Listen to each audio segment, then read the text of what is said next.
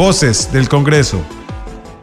Gusto saludarles en este programa Voces del Congreso, un espacio para darle voz a los diputados sobre su quehacer en la Asamblea Legislativa. Don Gilberto Campos, ¿qué tal? Gilberto Campos Cruz. Un placer, Pablo. Para que no se enoje su señora madre. No, hombre, un placer nuevamente estar aquí con todos ustedes. Temas de seguridad, don Gilberto, sigue siendo un gran tema en Costa Rica, ¿verdad?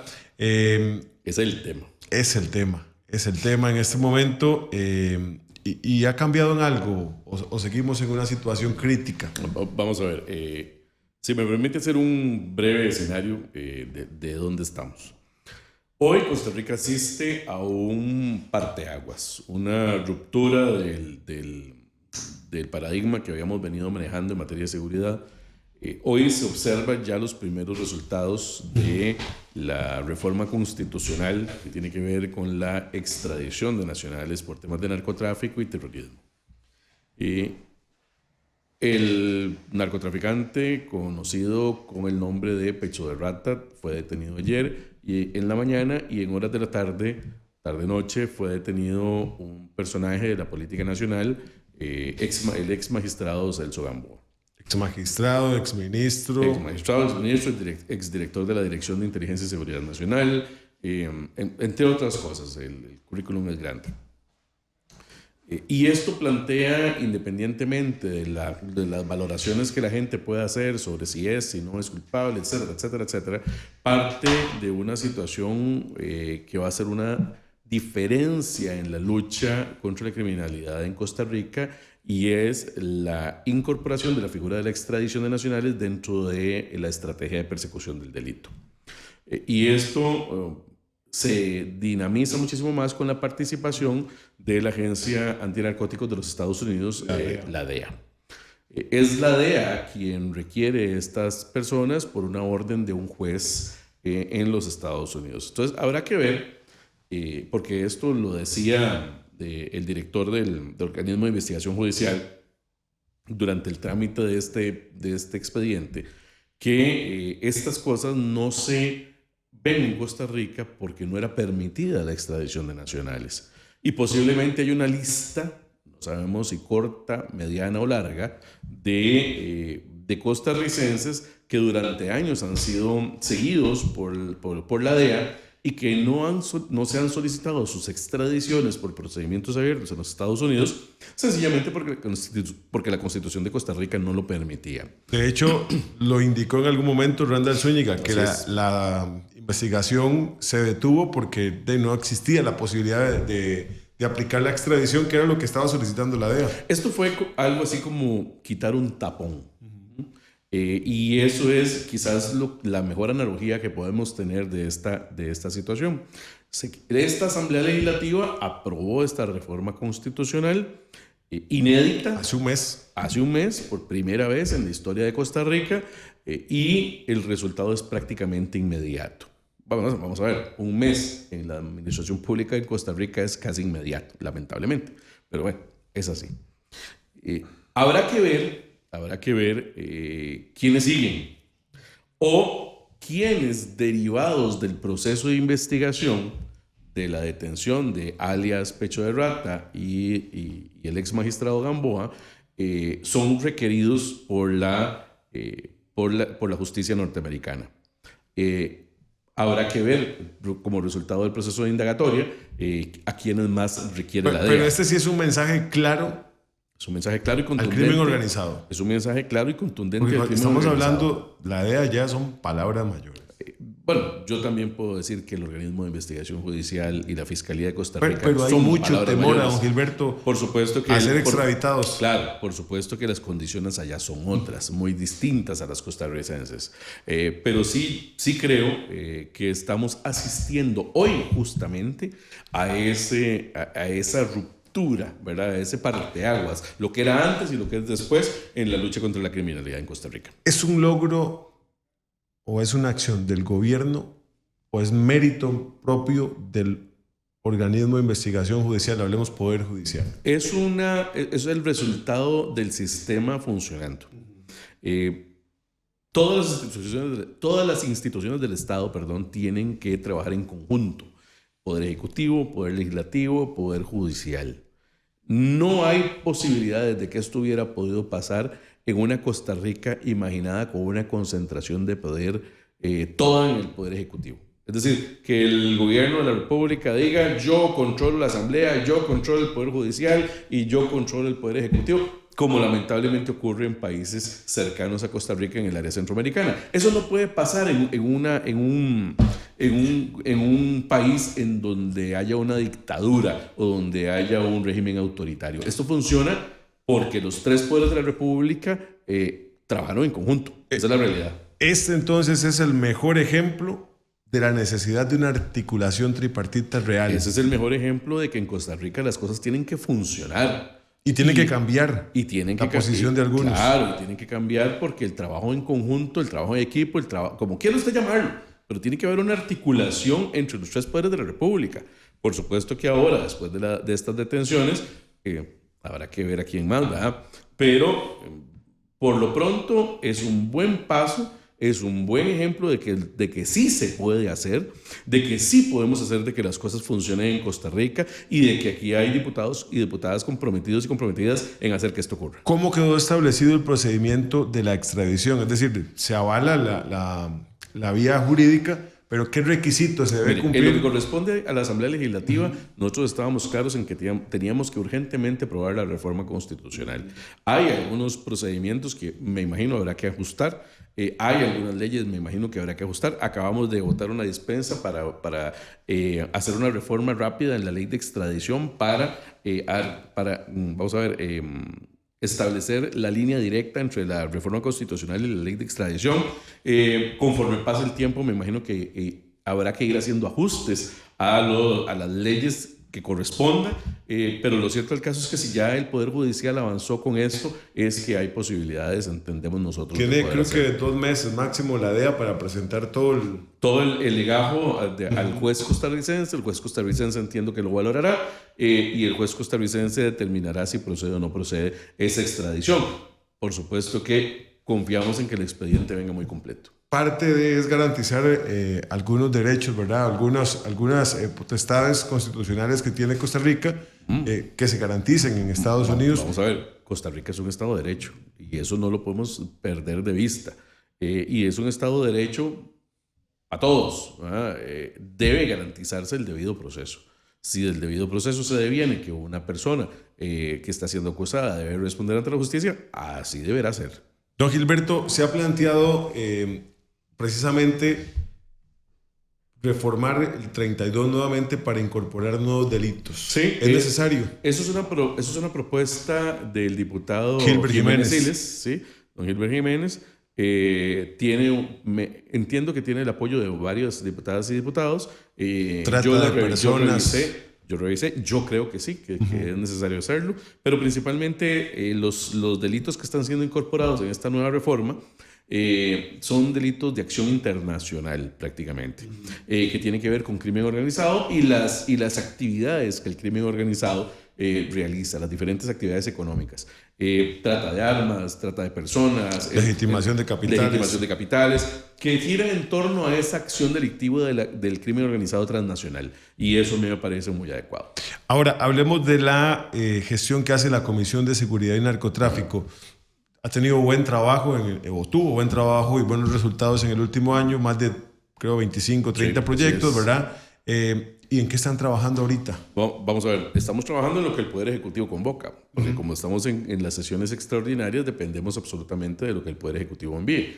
El Poder Ejecutivo hace un filtro de algunos proyectos de ley que a ellos les interesa. ¿Le bajó la marcha el Poder Ejecutivo a lo Le que bajó la marcha, indudablemente, le bajó la marcha. Nosotros hubiéramos querido que el Poder Ejecutivo convocara toda la agenda de la Comisión.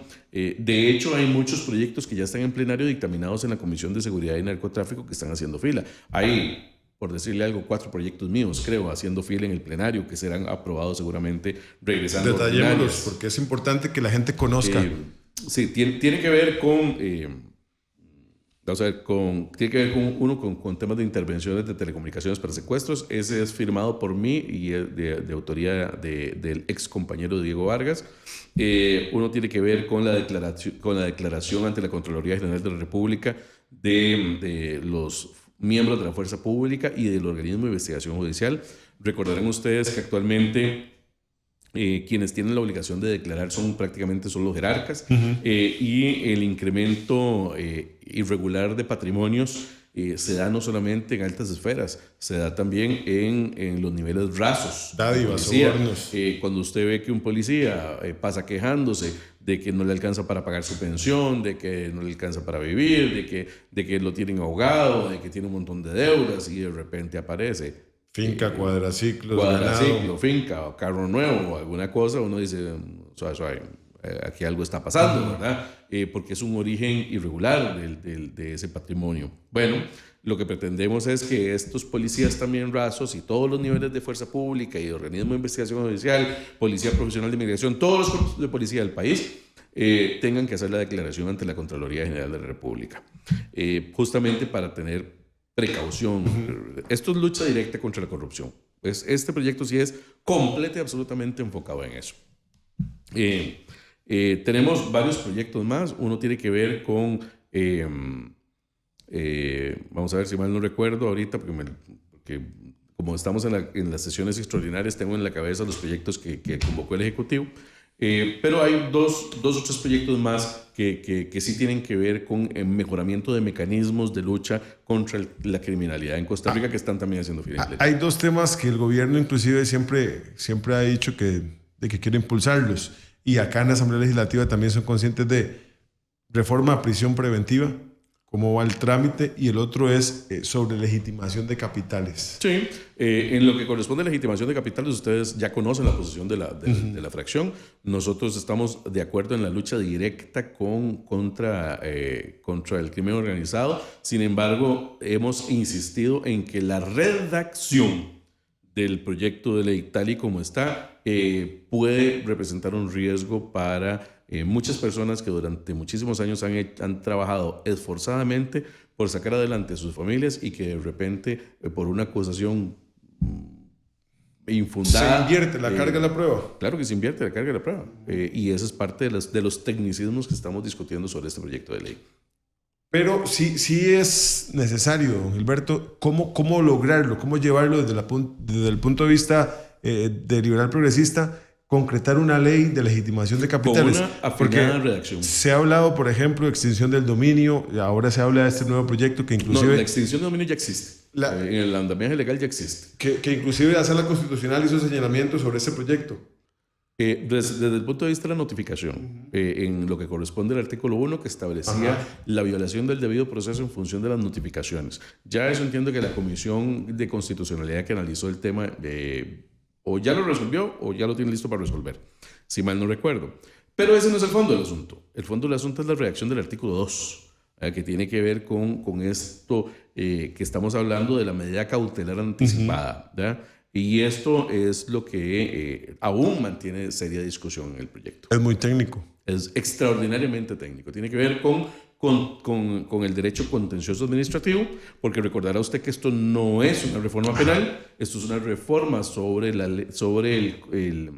reglas del procedimiento contencioso administrativo, y ahí es donde hay que tener mucho cuidado con el tema. ¿Sobre prisión preventiva? Sobre prisión preventiva, sí, bueno, nosotros estamos de acuerdo con el proyecto y estamos esperando ahí la convocatoria si el gobierno quiere. Ok. Ya propiamente del tema operativo de ataque al crimen, ¿ha visto algún cambio por parte del gobierno? Vamos a ver, lamentablemente los números no le favorecen. La celebración de resultados cuando bajan 15 delitos, 20 delitos, 30 delitos, no quiere decir que tengamos una política articulada en materia de seguridad. Seguimos teniendo serios problemas de ingreso de drogas, de cocaína, marihuana, de cualquier otra cosa. Tenemos serios problemas de producción de drogas ahora en Costa Rica. Hoy o ayer, me parece, se acaba de desarticular una banda que producía en el país cocaína rosada. Y eso es un tema muy complejo para Costa Rica. Estamos pasando de convertirnos en un lugar de paso marítimo a pasar a tener un paso terrestre. En el paso terrestre pasamos de que se pagara con dinero la logística y toda la comercialización a pagar con droga. Se inundó el mercado. Empiezan las bandas a pelear por territorio. Hemos perdido soberanía, control de la policía en el territorio costarricense. Esa es la realidad. Basta con ir a las llanuras del norte del país o a la zona Caribe o al sur de Costa Rica. Toda la península de Osa, corredores, el cantón de Osa, de Puerto Jiménez, Golfito, es decir, todo el sur está inundado de actividad del narco. Y la pérdida de soberanía, y tras de eso tenemos fronteras eminentemente porosas. Yo no sé si alguno de ustedes ha ido alguna vez a la frontera sur con la frontera con Panamá. Usted da un paso, cruza el caño y ya está en Panamá. No hay controles, es decir, la gente pasa por el puesto fronterizo por decencia, para que les den el pasaporte para decir que le pusieron el sellito de ingreso a Panamá. Pero, perdón, usted va con el carro, se mete en un recoveco y del otro lado salió a Panamá. Usted cruza el caño, abre las piernas, pasa el caño y ya está en Panamá. ¿Y qué control hay? Tenemos fronteras eminentemente porosas. Y el gobierno no hace nada para controlar esa situación. Entre más formalicemos las condiciones de los habitantes de las zonas fronterizas, mejor va a ser el control territorial del país. ¿Cuál es el problema? Es que tenemos proyectos pegados. Por ejemplo, nosotros tenemos un proyecto de titulación en la zona fronteriza, del norte y el sur, y el gobierno no lo convoca. Y eso permitiría la formalización de muchos costarricenses, de miles de costarricenses que viven bajo esas condiciones de porosidad, de ilegalidad, de informalidad. Y eso nos ayudaría a controlar el crimen y el paso de personas en las zonas fronterizas. Pero de eso el gobierno no se encarga. Y es parte de los problemas que tenemos. Celebran los escáneres en los puertos y aeropuertos. Y tenemos más de 100 puntos de paso en las fronteras. Tenemos litorales extensos en la zona Caribe y en la zona Pacífica. ¿Y quién controla eso? Es imposible prácticamente a hoy, bajo las condiciones que tenemos, poder controlar el ingreso de drogas a Costa Rica. Y aún así no hay un 100% de eficacia en el tema de los escáneres. No lo hay. Y de hecho hay escáneres que no han sido instalados. Y los tienen ahí durmiendo en aduanas ya por meses. Entonces, nosotros no vemos coherencia, por un lado, en el discurso del gobierno de que están luchando, que están tratando, de que están haciéndolo, y las acciones no demuestran ese discurso del gobierno. Hay una contradicción visible y absoluta entre lo que el gobierno dice y lanza al aire y las cosas que están pasando. Y por el otro lado, el abandono prácticamente, no estoy diciendo que no se hagan patrullajes, estoy diciendo que son absolutamente insuficientes de la zona sur del país. Ahí deberíamos tener buscar apoyo internacional para tener contingentes navales en toda la zona sur del país, porque por ahí entra absolutamente toda la droga para Costa Rica, si no toda, la mayor cantidad. Y deberíamos estar apoyados con países amigos, teniendo bloqueos de acceso naval, marítimo, en toda la zona del sur de Costa Rica, bloqueando las rutas de acceso y paso del narco hacia el norte de América. Y lamentablemente eso no se observa. El tema de la incorporación de vigilancia en las zonas fronterizas, o en la zona sur, o en la zona Caribe, también es necesario. O en la zona de la Cruz de nuestro país. Es necesario la inversión en drones, en más policías, en reforzar el equipamiento, las condiciones de comunicación e inteligencia. Es decir, todo eso hay que mejorarlo, pero todo eso se mejora con recursos, con dinero. Y cuando nosotros propusimos agarrar $60 millones de la membresía a la Corporación Andina de Fomento para reforzar, es más, no eran ni 60, eran $300 millones en 5 cuotas prorrateado. Pero digamos que con la primera cuota de $60 millones para reforzar la lucha contra la criminalidad en función de equipos, personal, movilidad, etcétera, etcétera, no quisieron. Y entonces ahí es donde uno dice, ¿dónde está la coherencia? En tema de presupuesto, ¿cómo lo analiza? Estamos a las puertas de un presupuesto extraordinario donde se incorpora cierto monto para chalecos, 750 millones de que es colones. absolutamente insuficiente. Absolutamente insuficiente. Además, no se cumple con la norma presupuestaria 10 que dice que los recursos que se ahorren por el tema de las plazas, ¿verdad? Por Así es. Plazas vacantes, van a seguridad y fueron utilizados para comida y otros insumos. Así es, así es. Vamos a ver. Lo que demuestra el presupuesto es que no es prioridad para el gobierno la seguridad. Decía un expresidente de la República, si mal no recuerdo, decía ese expresidente: si usted tiene interés en algo, dele presupuesto. Si no, arme una comisión. Sabias palabras de la década de los 70s. Si usted tiene interés en resolver el problema de seguridad en Costa Rica, dele plata. Métale presupuesto, dele plata en serio. Si no, arme comisioncitas y discusiones y aquí y allá, y ahí va con el guachaguacha, el nadito de perro, y dejando que las cosas siguen igual. Nosotros queremos darle plata a la seguridad en serio, y por eso hemos luchado durante estos 3 y resto de años para aumentar el presupuesto en materia de seguridad. ¿Hay de dónde? Claro que hay de dónde.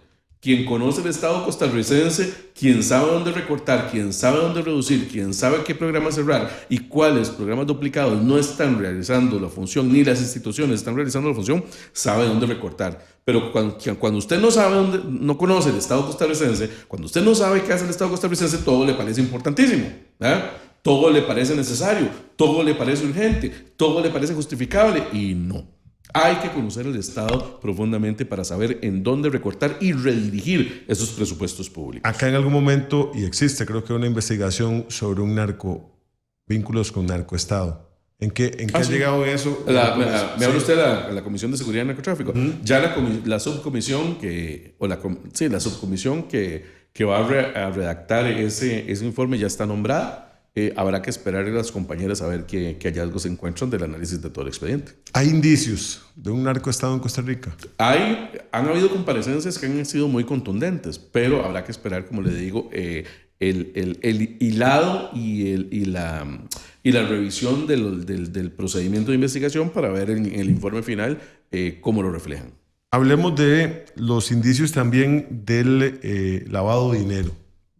Las últimas investigaciones han relevado casos importantes donde se evidencia que de todo este tema del narcotráfico, la droga y todo, el dinero se está invirtiendo en otras actividades lícitas. Por ejemplo, canchas de pádel, canchas de fútbol.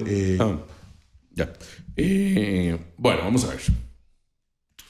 Hay una economía criminal alrededor de la actividad del narcotráfico. Vamos a ver. El narcotráfico debe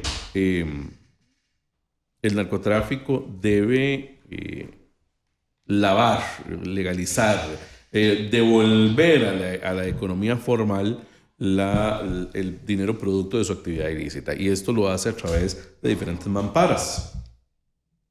Esas mamparas se convierten entonces en este tipo de negocios que están amparadas a esa economía criminal y tienen que ver desde otras actividades ilícitas hasta actividades lícitas, ¿verdad? Como por ejemplo usted lo mencionaba, inversiones en equipos deportivos, inversiones en canchas de todo tipo, inversiones en, qué sé yo, barberías o cualquier negocio que a usted se le ocurra, ¿verdad?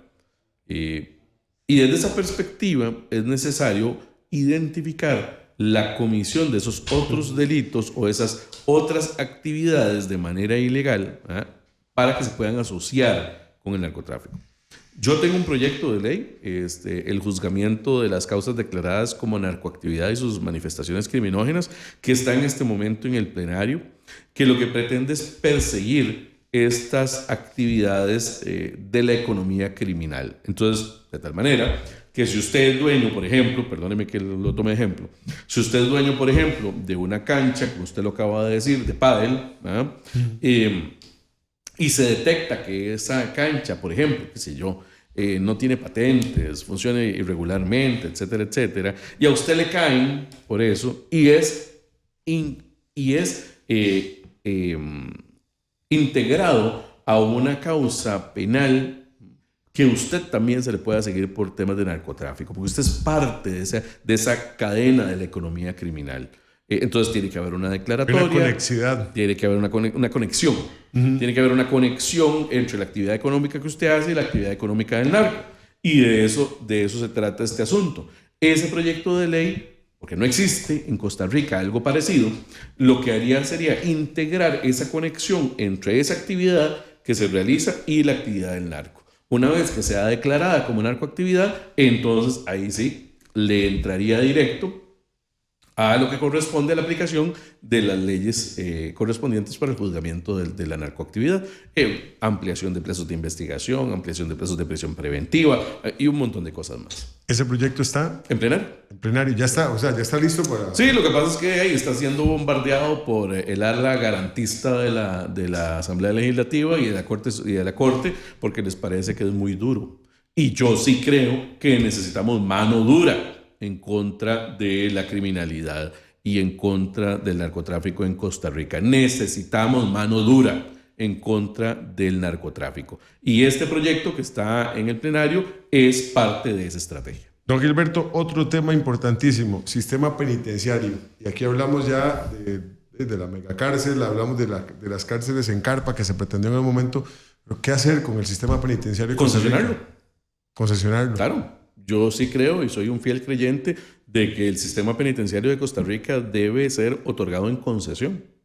El Estado no puede perder control. El Estado no puede perder control de la fiscalización, la seguridad y demás de nuestros centros penitenciarios. Pero la administración, la construcción de cárceles, la logística, el acondicionamiento, la administración como tal de la justicia, vamos a ver, administración de ese insumo para el cumplimiento de la justicia puede ser concesionado. Y hay modelos de concesiones de cárceles ya en otros países. En Estados Unidos tiene modelos de concesión de cárceles.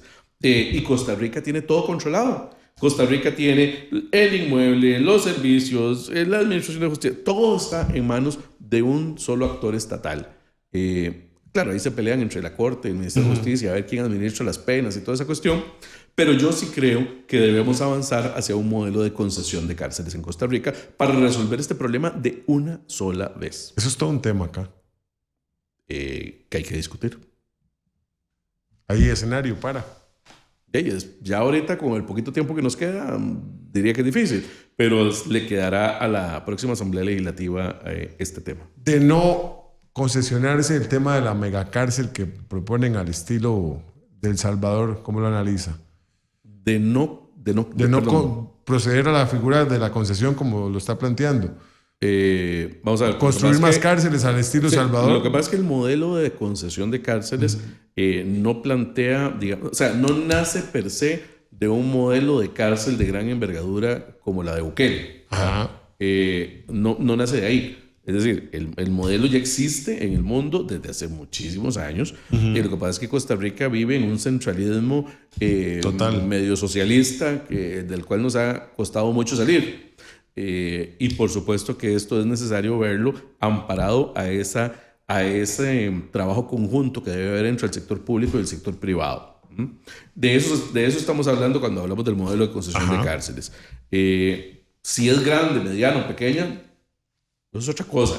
Eso tendrá que verse desde el punto de vista de la necesidad del Estado y lo que el Estado requiere concesionar. Y por supuesto que es... Pero debemos copiar el sistema de El Salvador a nivel de construcción. A nivel de construcción.